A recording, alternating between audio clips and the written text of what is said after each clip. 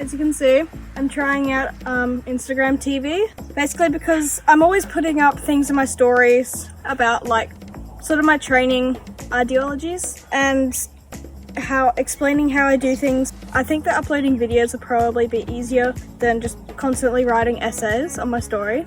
I'm just going to hopefully be making a couple of these videos just to explain my basic ideas and theories behind my method of training. So I just thought that for the first one I would be explaining a little bit of body language and just reading the horse's body language, because it's probably the most important thing in groundwork, is knowing when to ask them things, when to stop, when they've had enough, and when you should reward something based upon their body language. First up, when a horse is blinking. So when a horse is like blinking a lot, it means that they're thinking.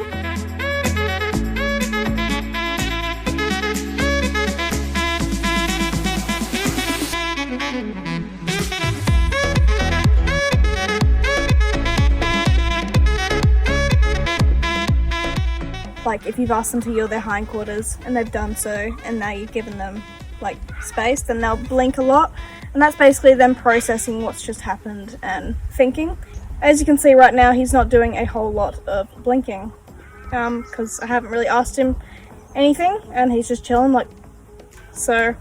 That is the first thing to look out for. If your horse is blinking lots after you've asked them something, that's good. You can see he's not doing much. Some of the more obvious ones is when your horse understands something or they're relaxed, they'll lick and chew. And I'll put up a video of Merlin doing that after I've done a little lunging circle with him.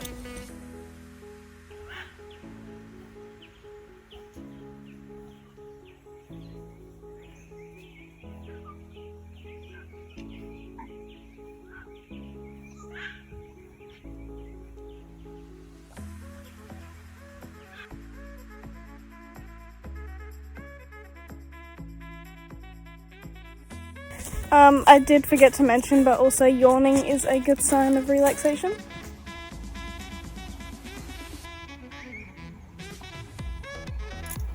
Sometimes they might also sigh, or they might just give out a bit more of an exaggerated breath. Other things that they might do is that they might rest a leg, or they might simply lower their head. And all of these are just signs of relaxation, and you want to encourage that. Because I think that is just so important for a horse to not just constantly be working, going around in circles the whole entire time that you're working with them. They need to have time to stop and process and think about things. Not only to have a mental break and a physical break, it's also so they have that thinking time where they can process what's just happened before moving on to the next thing. So that then they have the time to associate cues with occurrences. So he might say, oh, when she clicks, she twirls the whip as well, and then when I move forward, she stops. So does that mean that clicking means go forward? And then eventually they'll just associate that. They need that thinking time, and you'll be able to tell that they're thinking. They're blinking lots, they might have a lick and chew, and usually once they lick and chew, or once they give a sigh, or lower their head a lot, then that's when I move on to the next thing. Because it's like if you're having a lesson in maths or something, and you've just learned this really complicated thing, but you need a couple seconds just to process it. But if you're not given that time and they just move straight onto the next concept, that last thing that you just learned, you've lost it because you didn't have time to process that and think about it and to put all the pieces together in your mind. That's why it's so important just to give them thinking time and space to themselves, just to process things that have happened. So a lot of the time, once you've worked with them, they'll stop and they'll look at you for a little bit, and then they might just start blinking, and then they'll give a little lick and chew. And that's what you want to encourage, because essentially when your horse licks and chews is that's when they've sort of processed what's just happened to them, and when they sort of understand the situation. But yeah, so when you're working with your horse, it's really important just to be able to understand those basic body language things, because if you can't pick those up, then your horse is going to get really confused and they won't really understand when they've done the right thing in your eyes, because horses don't have a very big frontal lobe in their brain. They don't have the mental capacity to understand things like right and wrong. They don't understand that there is a right way to do things and there is a wrong way to do things.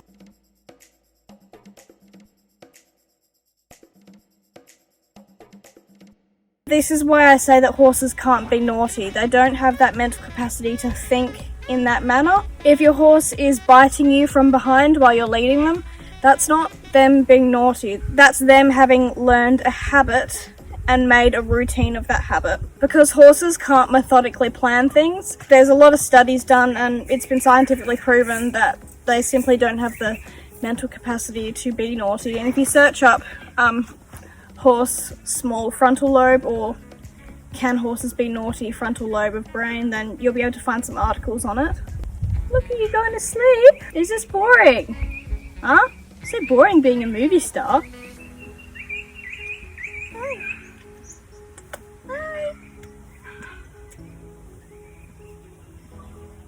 Anyway, so that's first video done on body language. I plan on doing another video soon. I've got a couple ideas already, ideas that I really want to explain in further detail, but I just can't do on a single Instagram story without giving you guys like an essay. I'll do a couple more videos. Let me know if you like them and let me know what you thought of it. If you have any questions, feel free to DM me and I'm happy to explain in more detail. But yeah. Hope you enjoyed. Thank you for watching and goodbye.